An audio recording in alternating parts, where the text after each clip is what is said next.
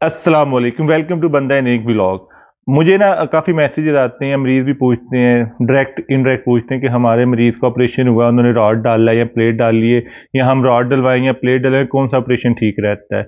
Operation दोनों ही ठीक हैं, ये डिपेंड करता है कि आपने किस जगह पे ऑपरेशन करवाया है। क्योंकि जो रॉड वाला ऑपरेशन होता है उसमें आपको टेक्निकलिटी ज़्यादा चाहिए होती है, मशीन होती है जिसको हम फ्लोरोस्कोपी या सी आर्म मशीन कहती हैं, फिर उसको चलाने वाला एक टेक्निकल बंदा भी कहते हैं जी, वो कैमरे के जरिए आपको हड्डी का पूरा डायरेक्शन बताता है कि आपने कहाँ से एंट्री बनानी है, रॉड कैसे डालना है। वो सारा काम ना मशीन के साथ होता है, जिसको आम ज़बान में कैमरे वाली मशीन कहते हो और मेडिकली हम उसको कहते हैं सी आर्म फ्लोरोस्कोपी मशीन। और उसको चलाने वाला बंदा भी टेक्निकल होना चाहिए।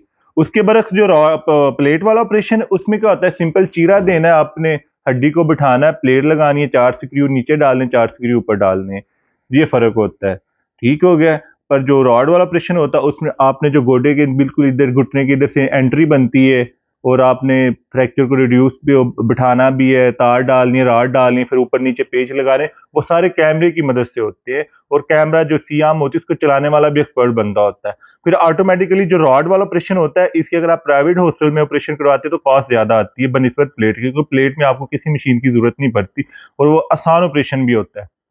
पर फ़र्क बाद में आता है कि जो रॉड वाला ऑपरेशन होता है ना, क्योंकि रॉड आपकी हड्डी के अंदर मौजूद होता है, तो अब आप अगले दिन वज़न डाल के चल सकते हैं। उसको कहते हैं वेट शेयरिंग डिवाइस। जैसे-जैसे आप वज़न डालेंगे, वो आपके साथ वज़न शेयर करेगा, हड्डी भी वज़न शेयर करेगी, रॉड वज़न शेयर करेगा, तो आप ईज़िली चल सकते हैं। पर जो प्लेट वाला ऑपरेशन है, प्लेट होती है वेट बेयरिंग। जो वज़न जब आप प्लेट डलवाने के बाद वज़न डालने की कोशिश करेंगे, तो प्लेट सारा वज़न अपने ऊपर ले लेगी। वो आगे हड्डी तखने तक वज़न नहीं जाने देगी। उससे क्या होगा कि प्लेट टूट जाती है, क्योंकि वो वेट शेयर नहीं करती, वो सारा वज़न अपने ऊपर ले लेती है, तो वेट शेयर नहीं करती तो वो टूट जाती है। और इसके बाद ये कि जो रॉड वाला ऑपरेशन है उसमें ये मसला आता है मरीज़ को कि अक्सर अगर रॉड आपने डाला है और फ्रैक्चर की जगह में थोड़ी खिला रह जाए तो उसको जुड़ने में मसला आ जाता है। उसके लिए फिर सर्जन क्या करता है, 4 से 6 या 8 हफ्ते बाद ना स्क्रू निकाल देते हैं। एक तरफ से रॉड का ना जो स्क्रू लगा के लॉक किया होता है ना, वो लॉक खोल देते हैं। जब पेशेंट चलता है तो वो गैप खत्म हो जाता है। प्लेट में इस तरह का मसला नहीं आता। प्लेट में जो मसला ज़्यादा आता है वो ये होता है कि क्योंकि इधर गोश्त बहुत कम होता है, ये थोड़ी-सी गोश्त है, उसके बिल्कुल नीचे बोन है, तो यहाँ पे इन्फेक्शन हो सकता है। अगर इन्फेक्शन हो जाए, वो जो ऊपर थोड़ा-सा मांस है, गोश्त है, वो उड़ जाता है, खत्म हो जाता है और प्लेट नज़र आना शुरू हो जाती है।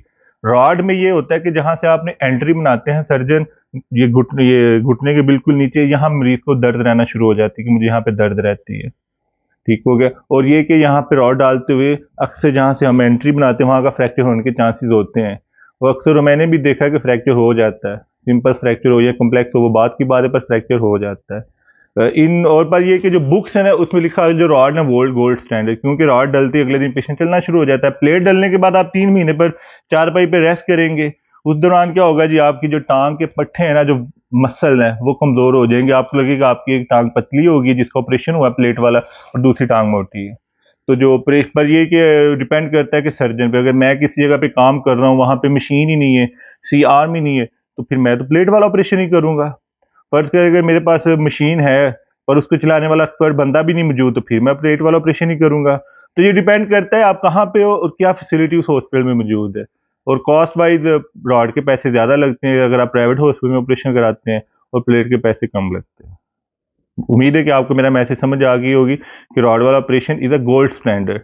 हमेशा रॉड वाला ऑपरेशन ही करवाना चाहिए। फिर बात वही आती है कि जहाँ पे आप करवा रहे हैं वहाँ पे ये सहूलत है भी या नहीं उस हॉस्पिटल में। ठीक हो गया जी।